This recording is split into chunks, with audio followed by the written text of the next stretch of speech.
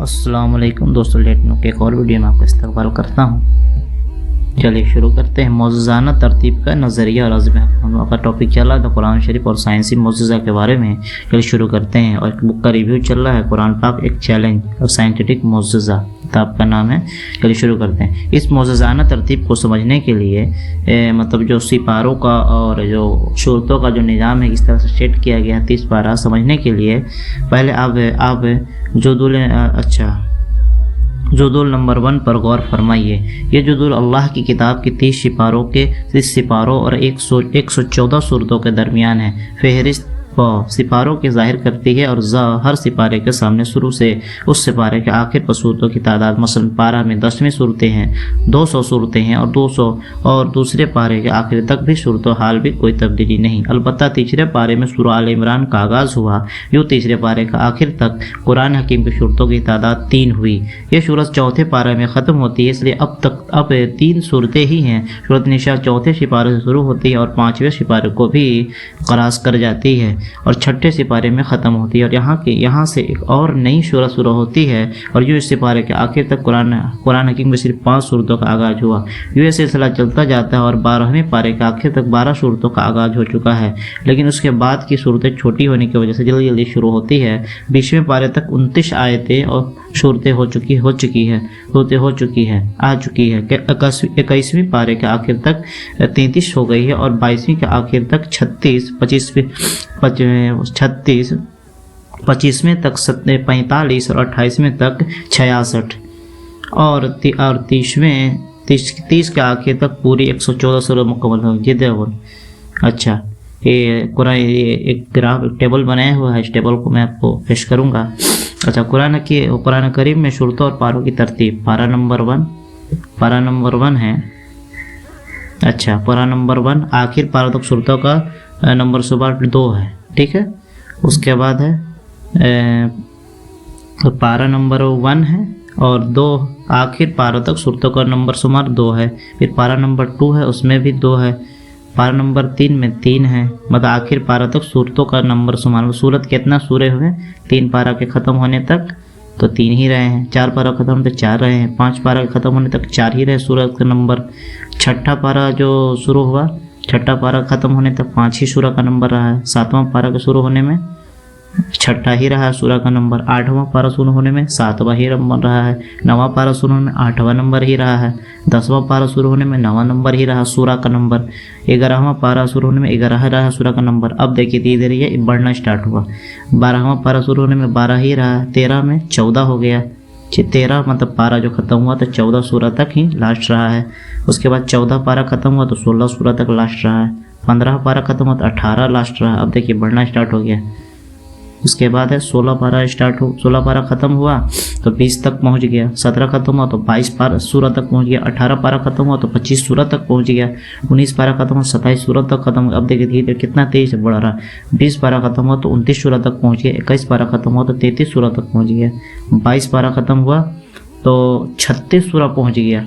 23 जहाँ शुरू में किसी में पहले मतलब सूरह कम था और पारा ज़्यादा था तो अब इधर और बढ़ता, बीच में एक जगह 2 जगह बराबर भी हुआ, लेकिन फिर इधर देखिए कितना तेज़ से बढ़ रहा है। इधर 21 पारा ख़त्म हुआ तो 33 सूरह हो गया। 22 पारा ख़त्म हुआ तो 36 सूरह हो गया। 23 पारा ख़त्म हुआ तो 39 सूरह हो गया और स्पीड बढ़ रहा है। 24 पारा ख़त्म 41 सूरह हो गया। 45 पारा ख़त्म हुआ तो 45 सूरह हो गया।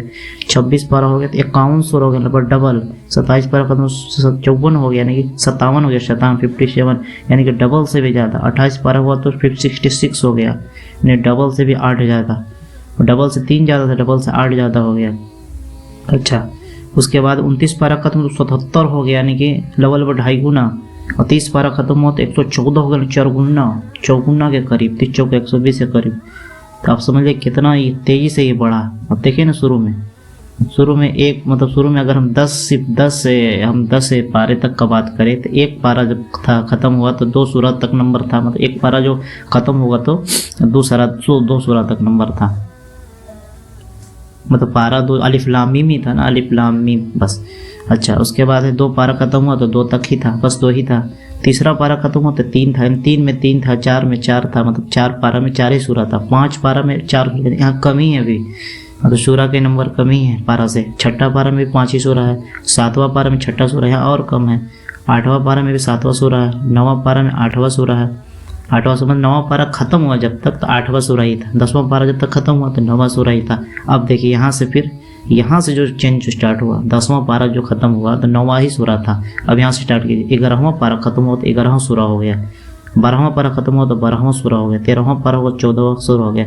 अब यहाँ से जो बढ़ना स्टार्ट हुआ यानी कि 13वां पारा से जो बढ़ना स्टार्ट हुआ है, 12 से 12 बराबर था, 11 पारा खत्म हुआ तो 11 सूरा था, 12 पारा खत्म हुआ तो 12 सूरा था, 13 पारा जो खत्म हुआ तो 14 सूरा हो गया, और ये जो बढ़ना स्टार्ट हुआ तो 30वें पारा तक बढ़ता चला गया।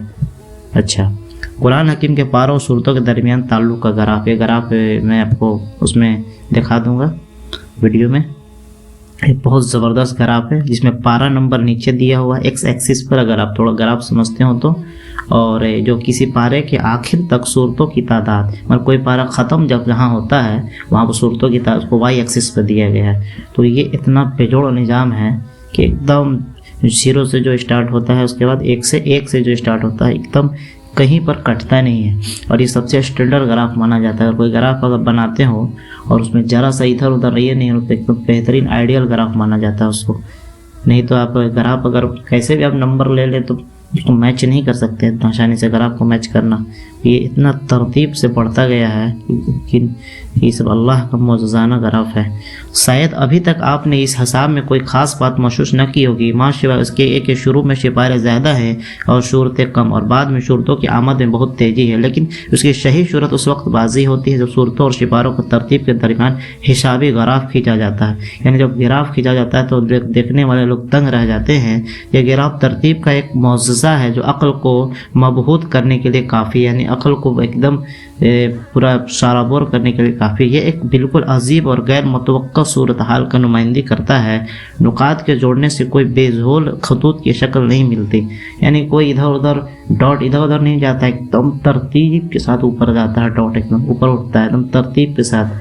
आप कभी भी कोई ग्राफ बनाए तो कोई डॉट इधर कोई डॉट इधर मिलता नहीं सही से, लेकिन ये तरतीब के साथ ऊपर जाता है। ये ग्राफ तरतीब का एक मौजज़ा है जो अक्ल को मबहूत करने के लिए काफ़ी है, यानी कि दिमाग को एकदम ब्लॉक कर देता है, दिमाग को पुर्जे खोल देता है काफ़ी। ये एक बिल्कुल अजीब और गैर मुतवक्का सूरत हाल की नुमाइंदी करता है। नुकात के जोड़ने से कोई बेझोल खतूत की शक्ल नहीं बनती, बल्कि एक नहायत खूबसूरत कोश बनती है, यानी बेहतरीन खूबसूरत लाइन बनती है और बेहतरीन खूबसूरत ग्राफ बनती है। ऐसी कोश का बनना एक दूर अज क़यास बात है, यानी ऐसा मतलब एक बेहतरीन ग्राफ का बनना एक बहुत ही आला बात है। एक साइंसदान और हिसाबदान इस हसीन तनासुब को देखकर हैरान रह जाता है, इसलिए कि ये ग्राफ इस बात की मुँह बोलती तस्वीर है कि कुरान हकीम की सूरतों और पारों में एक मौजज़ाना ताल्लुक़ है, ऐसे ही नहीं बैठाया हुआ जो किसी मखसूस हकीमाना हिसाबी कुलिया का मुताबिक है, यानी किसी हिसाब मैथमेटिकल कैलकुलेशन के हिसाब से रखा हुआ। और इस लिहाज से सूरतों और पारों में उस तक़सीम बेमिसल भी अजीब भी है। सूरतों और सिपारों में उसकी तक़सीम बेमिसल भी है और अजीब भी। आप में से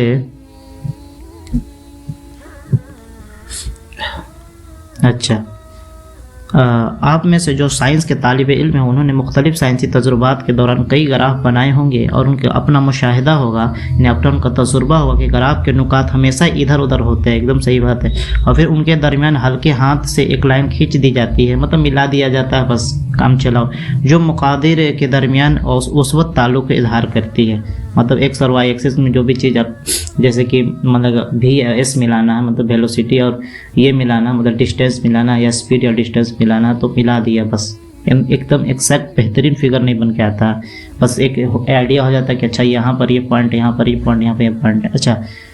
अच्छा हमेशा इधर उधर होते हैं और फिर उनके दरमियान हल्के हाथ से एक लाइन खींच दी जाती है जो मकादिर के दरमियान उस वक्त औसत ताल्लुक़ का ज़ाहिर करते हैं, एवरेज बताते हैं। लेकिन इसके मुकाबले में कुरानी तरतीब की इस ग्राफ की तमाम नुकात हैरत अंगेज सेहत के साथ हिसाबी लड़ी में पिरोए गए हैं, जो इस बात का खुलकर सबूत है कि कुरान पाक को उस तरह तरतीब देना किसी इंसानी दिमाग के लिए 1400 साल पहले तो क्या आज भी बहुत मुश्किल, आज भी कोई करके दिखा दे चैलेंज है होता, लेकिन उस वक्त की साइंस और हिसाब की दुनिया में जाकर ये अगर सोचा जाए तो ये कैसे मुमकिन हुआ, तो अक्ल मबहूब रह जाती है, अक्ल यानी दिमाग शॉक्ड रह जाता है और दिल बेअख्तियार उसकी सच्चाई की गवाही देगा।